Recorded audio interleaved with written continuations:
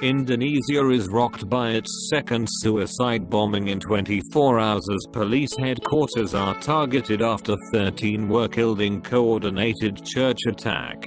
The police headquarters in Surabaya was attacked Monday by explosives. Shocking video shows two motorcyclists approaching a security checkpoint. Explosives from one of the motorbikes detonates with at least 2 people on. Police say civilians and police were victims, but a death or injury toll is unclear. This comes one day after 13 were killed in suicide bombings on 3 churches. The police headquarters in Indonesia's second largest city was attacked Monday by suspected militants who detonated explosives from a motorcycle. This comes just one day after members of one family killed at least 8 people in suicide bombings at 3 churches in Surabaya. CCTV footage shows a car and 2 motorcycles approaching a security checkpoint at the police complex.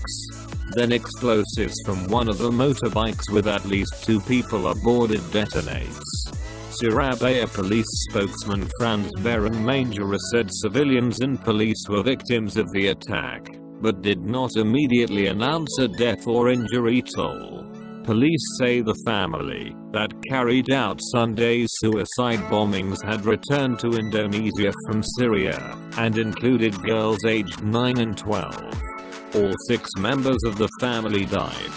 Separately on Sunday, 3 members of another family were killed when homemade bombs exploded at an apartment in Sidoarjo, a town bordering Surabaya. Police say Indonesia's president condemned Sunday's attacks as barbaric.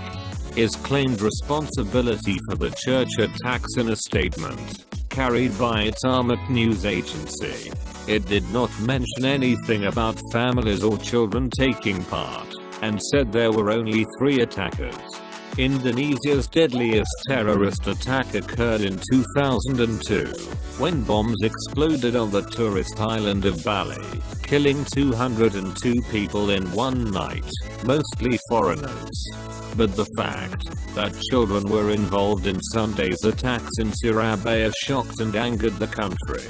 Jemaah Islamiyah, the network responsible for the Bali attacks, was obliterated by a sustained crackdown on militants by Indonesia's counter-terrorism police with US and Australian support. A new threat has emerged in recent years, inspired by his attacks abroad.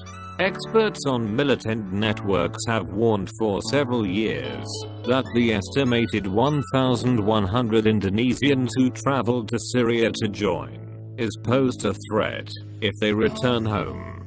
The first of the church attacks struck the Santa Maria Roman Catholic Church in Surabaya. Police spokesman Frans Barung Mangera told reporters. That blast was followed by a second explosion minutes later at the Christian Church of Diponegoro and a third at the city's Pantacosta Church. A witness described the woman's attack at the Diponegoro Church, saying she was carrying 2 bags when she arrived. At first officers blocked them in front of the church yard, but the woman ignored them and forced her way inside. Suddenly she hugged a civilian, then the bomb exploded, said the witness, a security guard who identified himself as Antonius. Mr. Mangera said 3 unexploded homemade bombs, 2 at the Pantacosta Church, and 1 at the Diponegoro Church, were detonated by a bomb squad. Shattered glass and chunks of concrete littered the entrance of the Santa Maria Church, which was sealed off by armed police.